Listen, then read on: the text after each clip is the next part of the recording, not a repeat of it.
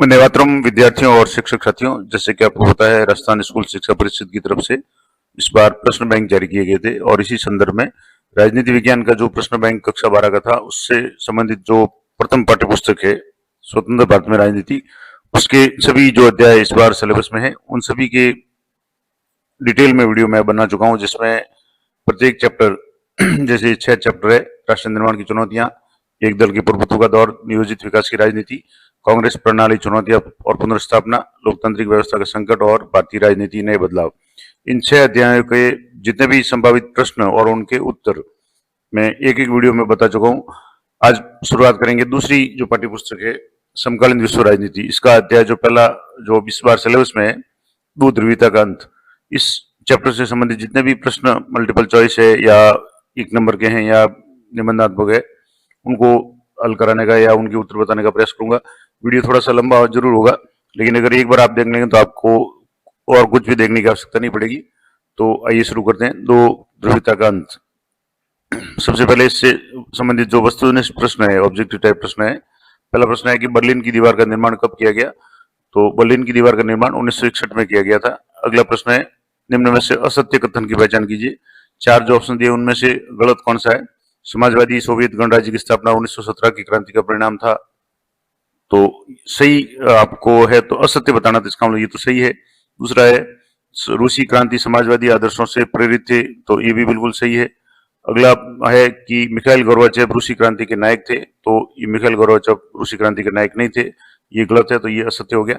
जबकि चौथा है, रूसी क्रांति पूंजीवादी व्यवस्था के विरोध में हुई थी, तो बिल्कुल सही बात है, पूंजीवादी व्यवस्था के विरोध में या समाजवादी व्यवस्था के पक्ष में हुई थी। तो तीसरा जो ऑप्शन है, मिखाइल गोर्बाचेव रूसी क्रांति के नायक थे, ये गलत है। मिखाइल गोर्बाचेव जो सोवियत संघ के विघटन के लिए जिम्मेदार थे। अगला है, सोवियत समाजवादी गणराज्य के संस्थापक अध्यक्ष कौन थे? तो 4 ऑप्शन हैं, Joseph Stalin, Vladimir Lenin, Nikita Khrushchev या लियोनिड ब्रेजनेव। तो सही आंसर है व्लादिमीर लेनिन।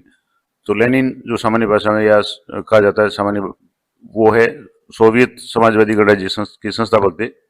अगला है, सोवियत संघ कितने गणराज्यों का संघ था? तो सोवियत संघ में कुल 15 गणराज्य है वो थे, और जो बाद में स्वतंत्र होकर के राष्ट्रकुल बना, CIS जो बना, स्वतंत्र राष्ट्रों का राष्ट्रकुल, तो इस तरीके से 15 जो गणराज्य हुए।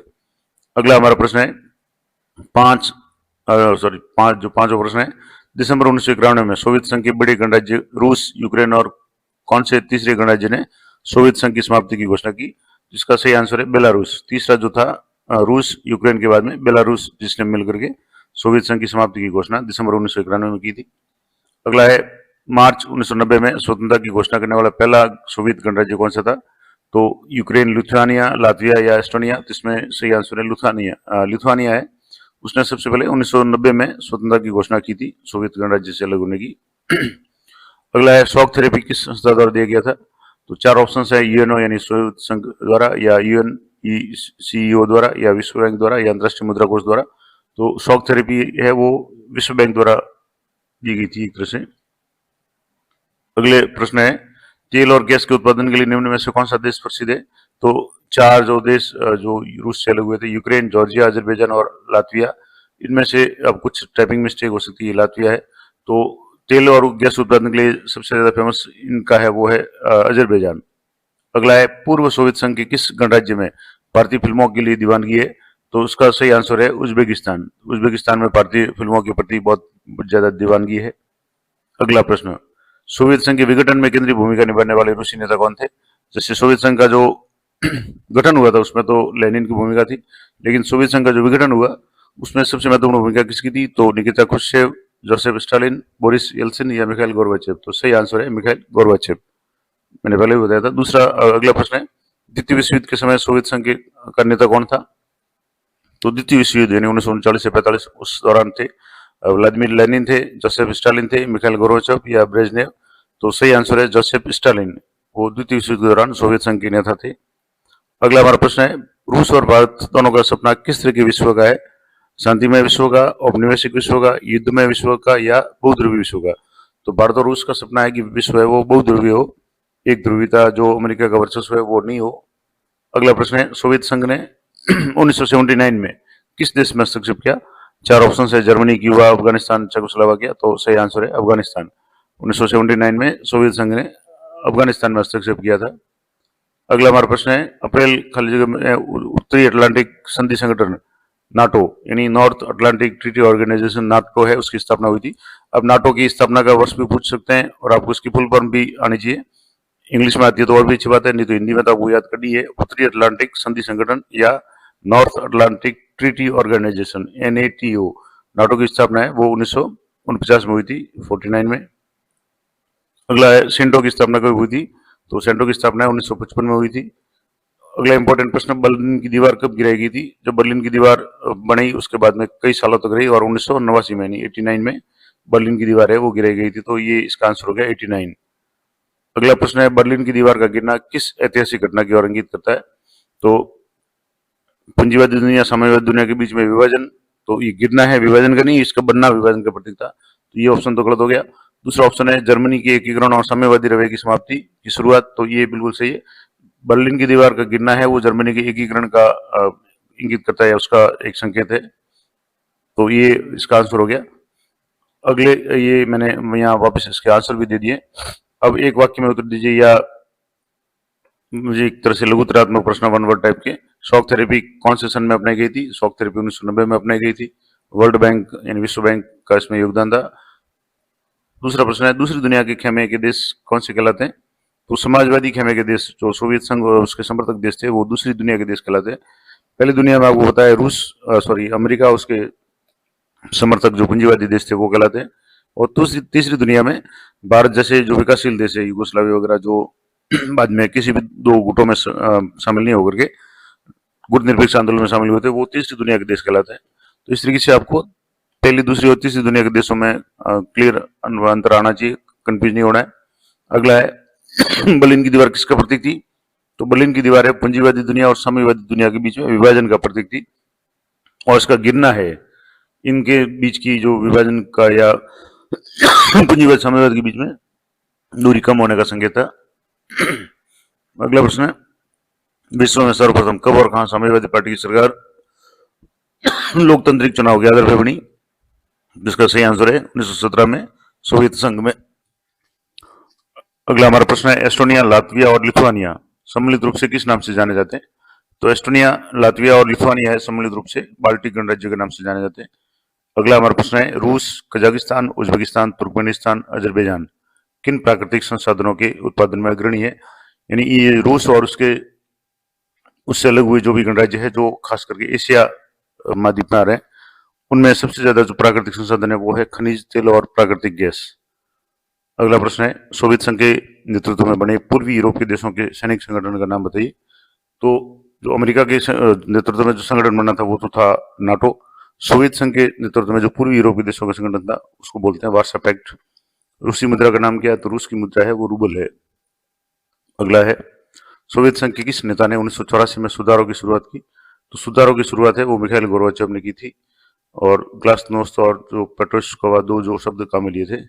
अगला है, सोवियत संघ के इतिहास की सबसे बड़ी गैराज सेल कौन सी थी? तो पूर्व सोवियत संघ के सार्वजनिक क्षेत्र के उद्योगों की अनाप शनाप कीमतों पर निजी कंपनियों को बेचने का जो था प्रोसेस, उसी के इतिहास की वो सबसे बड़ी इतिहास की गैराज सेल कहा गया। अगला है, 2001 में भारत रूस सामरिक समझौते के दौरान किससे द्विपक्षीय दस्तावेज हस्ताक्षर किए गए? तो 2001 में कितने दस्तावेज हस्ताक्षर किए? तो भारत और रूस के बीच में 2001 में 80 द्विपक्षीय दस्तावेज हस्ताक्षर किए गए। यहाँ जो किससे कीजिए गए या कितने हैं? अगला प्रश्न है, मैंने ये सारे प्रश्न आपके लिए ये जो प्रश्न बैंक जारी किया गया था राजस्थान शिक्षा परिषद की तरफ से, इसमें सिर्फ प्रश्न दिए हुए, उत्तर नहीं दिए हुए, तो मैंने सभी को आपको स्कैन करके एक एक शब्द वाइज इसको बताने का प्रयास किया, तो कहीं कहीं टाइपिंग में थोड़ी सी मिस्टेक हो सकती है। अगला प्रश्न है, अंतरिक्ष उद्योग के लिए सोवियत संघ ने भारत को कौन से रॉकेट उपलब्ध करवाए? तो उनके लिए क्रायोजेनिक इंजन वाले जो रॉकेट है वो उपलब्ध कराए। क्रायोजेनिक का मतलब होता है कि ऐसे जो जिसमें हाइड्रोजन और जो ऑक्सीजन है वो तरल या ठोस अवस्था में बहुत कम तापमान में, क्रायो का मतलब होता है शीत, यानी बहुत ही ठंडे तापमान में इनको स्टोर कर रखा जाता है ताकि बहुत कम मात्रा में बहुत अधिक ईंधन या ऊर्जा है वो संग्रहित की जा सके, क्योंकि जो रॉकेट वगैरह भेजे जाते हैं उनमें भार कम से कम हो, ये प्रयास किया जाता है। इसके लिए ईंधन भी ऐसा प्रयोग किया जाता है जो कम मात्रा में हो लेकिन बहुत ज्यादा ऊर्जा देता हो, तो क्रायोजेनिक रॉकेट इंजन है वो उपलब्ध है। अगला है, किस देश ने देश में गृह युद्ध की स्थिति होने पर नाटो ने हस्तक्षेप किया था। तो यूगोस्लाविया में नाटो ने हस्तक्षेप किया था। पूर्वी यूरोप का कौन सा देश दो भागों में विभाजित हुआ? तो पूर्वी यूरोप का जो देश था चेकोस्लोवाकिया, जो चेक और स्लोवाकिया दो अलग अलग भागों में विभाजित हुआ। अगला प्रश्न है, भारत रूस के परिकल्पित बहुध्रुवीय विश्व की एक और विशेषता, कोई विशेषता का आपको उल्लेख करना है। तो भारत रूस ने हमेशा प्रयास किया कि विश्व बहुध्रुवीय हो, किसी भी एक गुट की मनमानी नहीं हो। तो अंतर्राष्ट्रीय संघर्षों का समाधान बातचीत के जरिए हो, ये इस बहुध्रुवीयता की विशेषता हुई। सोवियत संघ पर हथियारों की होड़ से क्या प्रभाव पड़ा? तो सोवियत संघ प्रौद्योगिकी और बुनियादी ढांचे जैसे परिवहन और ऊर्जा के मामले में पश्चिमी देशों की तुलना में पीछे रह गया, क्योंकि हथियारों की होड़ में सोवियत संघ ने अपना जो ज्यादातर ध्यान है, अपने आर्थिक संसाधन है, वो अमेरिका की मुकाबला करने के लिए और शीत युद्ध के दौरान अमेरिका से होड़ करने के लिए हथियारों पर ज्यादा खर्च किया, और इस कारण से दूसरे क्षेत्र, खास करके ऊर्जा या परिवहन वगैरह बुनियादी जो क्षेत्र थे उनमें पीछे रह गया। अगले कुछ इंपॉर्टेंट निबंधात्मक प्रश्न है, बहुत बड़े प्रश्न है जो अक्सर पूछे जाते हैं। तो इंपॉर्टेंट प्रश्न है, पहला है, सोवियत संघ के विघटन के कारणों का निबंधात्मक परीक्षण कीजिए, यानी सोवियत संघ के विघटन के आपको कारण बताने हैं। और बड़ा जो भी प्रश्न हो उसमें थोड़ा सा आप एक बार प्रस्तावना टाइप लिखने के बाद आप उसको पॉइंट वाइज उत्तर दे तो बहुत अच्छा रहेगा। तो सोवियत संघ के विघटन का कारण है, विश्व की दूसरी महाशक्ति सोवियत संघ 1991 में अचानक बिखर गई, और इसके साथ ही सोवियत संघ की साम्यवादी जो व्यवस्था थी, समाजवादी शासन व्यवस्था का अंत हो गया। सोवियत संघ के विभाजन के लिए निम्न कारण उत्तरदायी किए जा सकते हैं। तो इस तरीके से आपको एक दो लाइन में भूमिका बना करके पॉइंट वाइज उत्तर देना है। पहला पॉइंट है कि राजनीतिक आर्थिक संस्थाओं की अंदरूनी कमजोरियां।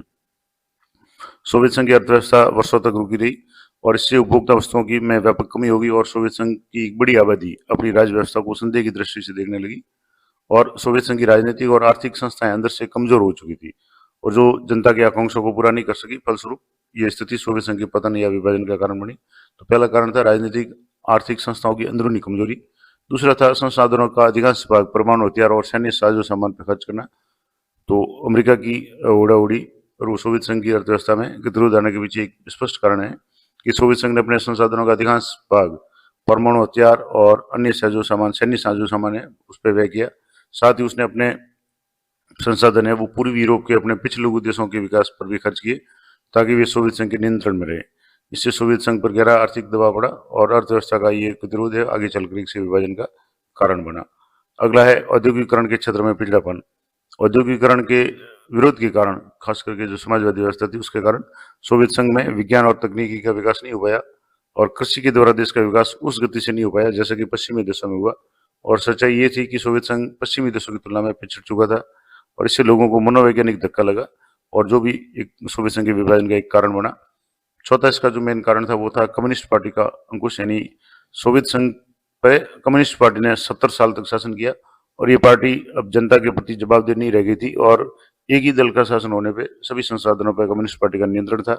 साथ ही जनता के पास कोई विकल्प भी नहीं था, और पार्टी के अधिकारियों को आम नागरिकों से अधिक विशेष अधिकार मिले हुए थे, और लोग अपने को राज्य व्यवस्था और शासकों से जोड़कर नहीं देख पा रहे थे। साथ ही चुनाव का भी कोई विकल्प नहीं था। अतः धीरे धीरे सरकार का जनाधार खिसकता गया, और जो कि सोवियत संघ के पतन का कारण बना।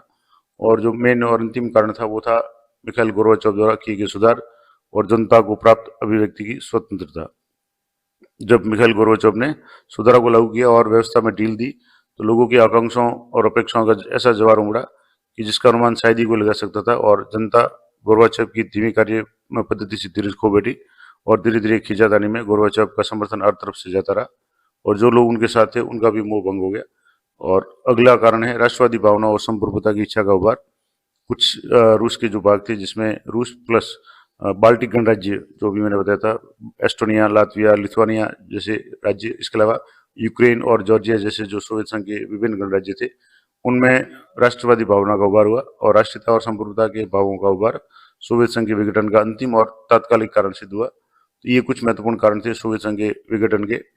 अब अगला प्रश्न है, सोवियत संघ के विघटन के परिणामों पर लिखिए। तो ये तो हो गए विघटन के कारण। अब परिणाम क्या हुए? तो सोवियत संघ के विघटन के कारण जो विघटन जो हुआ उसके कुछ परिणाम निम्नलिखित हुए। आपको जो भी उत्तर लिखना है, बड़ा प्रश्न है तो उत्तर में ऐसा पॉइंट बना करके 1 2 3 नंबर इस टाइप से लिखें। तो पहला इसका परिणाम हुआ शीत युद्ध की समाप्ति। तो शीत युद्ध का जो दौर था, सोवियत संघ की दूसरी दुनिया और पूर्वी यूरोप की साम्यवादी व्यवस्था यानी पहली दुनिया के पतन का जो प्रथम परिणाम है वो शीत युद्ध के दौर के संघर्ष की समाप्ति के रूप में हुआ।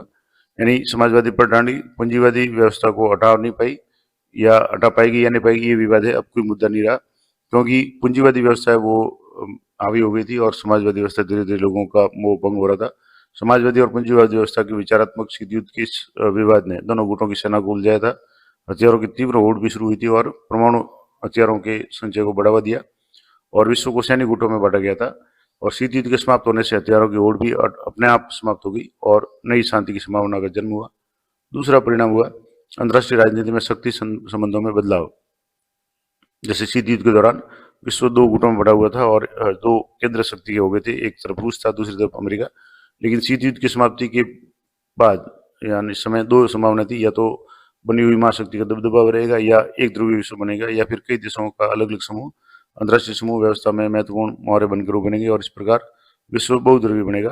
किंतु हुआ ये कि अमेरिका महाशक्ति बन बैठा और अंतर्राष्ट्रीय राजनीति के शक्ति संबंधों में बदलाव आया। राजनीतिक रूप से उदारवादी लोकतंत्र राजनीतिक जीवन को सूत्रबद्ध करने की सर्वश्रेष्ठ धारणा के रूप में उभर आया। यानी कुल मिलाकर के अमेरिका की जो नीतियां थी वो ज्यादा प्रभावी रही। तीसरा जो परिणाम हुआ कि अंतर्राष्ट्रीय स्तर पर पूंजीवादी अर्थव्यवस्था के प्रभाव में वृद्धि, क्योंकि सोवियत संघ में जो समाजवादी व्यवस्था थी उससे लोगों का मोह भंग हो गया और अमेरिका पूंजीवादी व्यवस्था को अपना रहा था। तो सोवियत संघ के विभाजन से पूर्व संपूर्ण विश्व में साम्यवाद का प्रभाव भी धीरे धीरे कम हो रहा था और जिसके कारण संयुक्त राज्य अमेरिका की पूंजीवादी विचारधारा को अंतर्राष्ट्रीय स्तर पर अपनी पैठ बढ़ाने का अवसर प्राप्त हुआ और पूंजीवादी अर्थव्यवस्था धीरे धीरे अंतर्राष्ट्रीय स्तर पर विश्व की सबसे प्रभावशाली अर्थव्यवस्था बन गई। विश्व बैंक, अंतर्राष्ट्रीय मुद्रा कोष जैसी संस्थाएं विभिन्न देशों की ताकतवर सलाहकार बन गई और क्योंकि इन्हीं देशों को पूंजीवादी की ओर से कदम बढ़ाने के लिए संस्थाओं ने ऋण वगैरह भी दिए थे और इन सब बातों ने पूंजीवादी व्यवस्था को प्रत्यक्ष या अप्रत्यक्ष रूप से आगे बढ़ाने में और विश्व में प्रभुत्व स्थापित करने में सहायता पहुंचाई। तो तीसरा परिणाम रहा अंतर्राष्ट्रीय स्तर पर पूंजीवादी व्यवस्था का प्रभाव में वृद्धि और समाजवादी व्यवस्था है उसका एक तरह से जो लोप हो गया, धीरे धीरे लोगों से मोह भंग हो गया।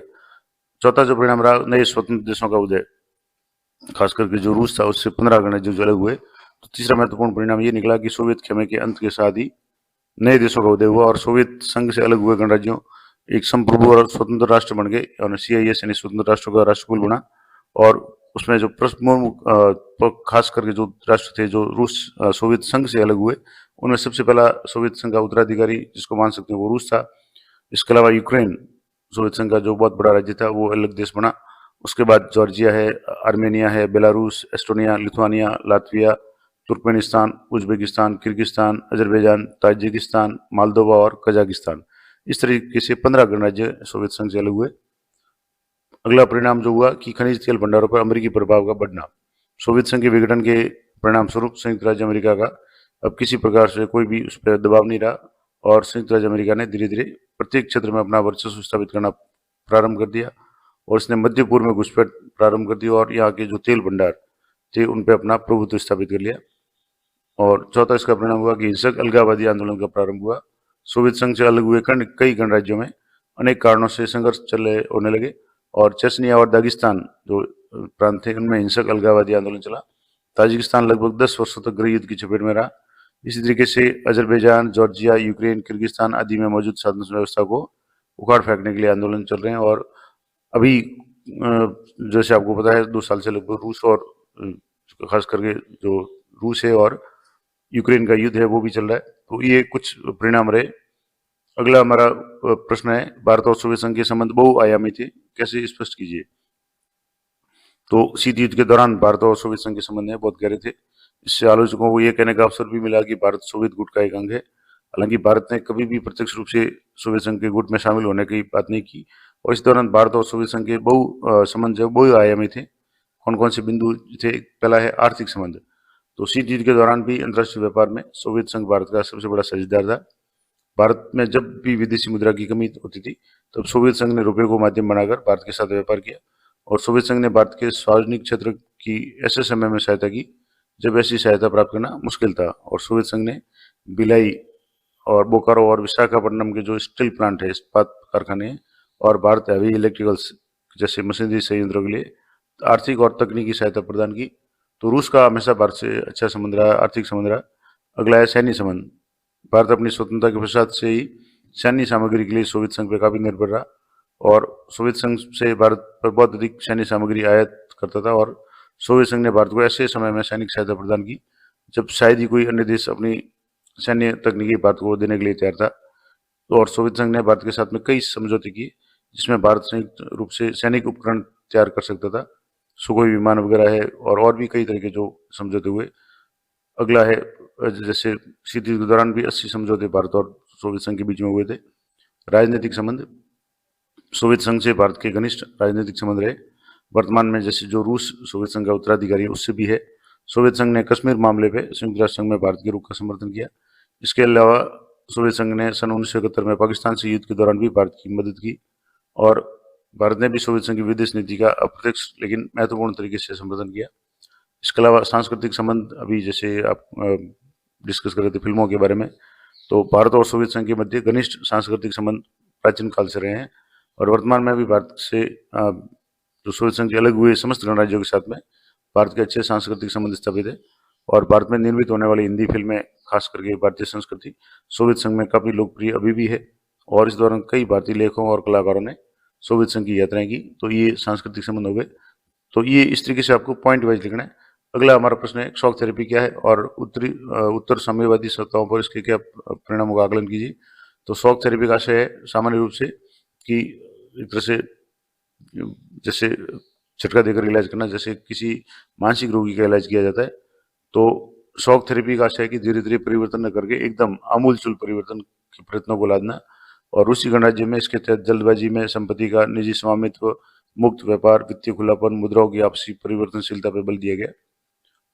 तब शॉक थेरेपी के क्या क्या परिणाम रहे, तो शॉक थेरेपी 90 में अपनाई गई थी, और इसके परिणाम है कुछ खास करके साम्यवादी सत्ताओं पर जो परिणाम थे वो किस तरीके से रहे।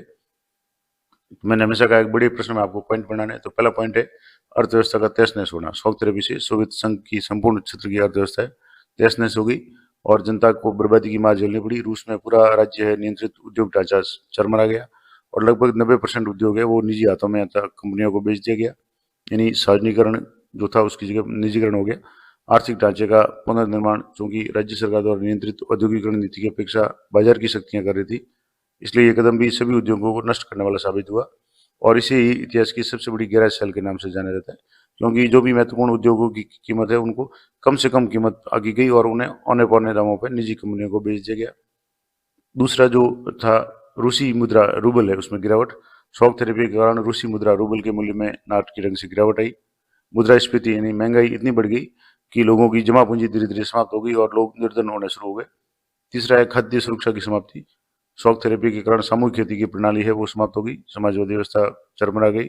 अब लोगों को खाद्य सुरक्षा व्यवस्था भी समाप्त हो गई, जिस कारण से लोगों के समक्ष खाद्यान्न की समस्या उत्पन्न होने लगी, और रूस ने खाद्यान्न का आयात करना प्रारंभ किया। और पुराना व्यापारिक ढांचा टूट चुका था, लेकिन उसके स्थान पे कोई वैकल्पिक व्यवस्था नहीं हो पाई थी। तो ये भी था। अगला जो था कि समाज कल्याण की समाजवादी व्यवस्था को नष्ट किया जाना। सोवियत संघ से अलग हुए गणराज्यों में समाज कल्याण की जो समाजवादी व्यवस्था थी वो क्रम से नष्ट किया गया, और समाजवादी व्यवस्था के स्थान पर नई पूंजीवादी व्यवस्था को अपनाया गया, और इस व्यवस्था के बदलने से लोगों को प्रदान की जाने वाले राज्य की जो रियायतें हैं वो समाप्त हो गई, और जिससे अधिकांश लोग निर्धन होने लगे, गरीब होने लगे। आर्थिक असमानताओं का जन्म, तो निजीकरण से विषमताएं पैदा हुई, समाज में असमानताएं पैदा हुई, और पूर्व सोवियत संघ में शामिल रहे गणराज्य और विशेषकर रूस में अमीर और गरीब के बीच की जो खाई है वो गहरी हो गई, और अब धनी और निर्धन के बीच में गहरी असमानता ने जन्म लिया। अगला है कि लोकतांत्रिक संस्थाओं के निर्माण को प्राथमिकता नहीं। सोवियत संघ से अलग हुए गणराज्यों में शॉक थेरेपी के अंतर्गत आर्थिक परिवर्तन को बड़ी प्राथमिकता दी गई और उसे पर्याप्त स्थान भी दिया गया, लेकिन लोकतांत्रिक संस्थाओं के निर्माण का कार्य ऐसी प्राथमिकता के साथ नहीं हो सका, और इन सभी देशों में जल्दबाजी में संविधान तैयार किए गए। रूस सहित अधिकांश देशों में राष्ट्रपति को कार्यपालिका का प्रमुख बनाया गया और उसके हाथों में अधिकांश शक्तियां प्रदान की गई, और जिसके फलस्वरूप संसद है वो अपेक्षाकृत कमजोर संस्था रह गई, और कई देशों ने राष्ट्रपतियों ने अपने मनमाने तरीके से या तानाशाही कार्रवाई अपनाया। अगला है न्यायपालिका की स्वतंत्रता स्थापित नहीं हो सकी। सोवियत संघ से अलग हुए गणराज्यों में न्यायिक संस्कृति और न्यायपालिका की स्वतंत्रता अभी तक स्थापित नहीं हो पाई, और जिसे स्थापित किया जाना आवश्यक था। तो ये कुछ शॉक थेरेपी के परिणाम रहे। तो ये पूरा चैप्टर मैंने आपको बता दिया जो था।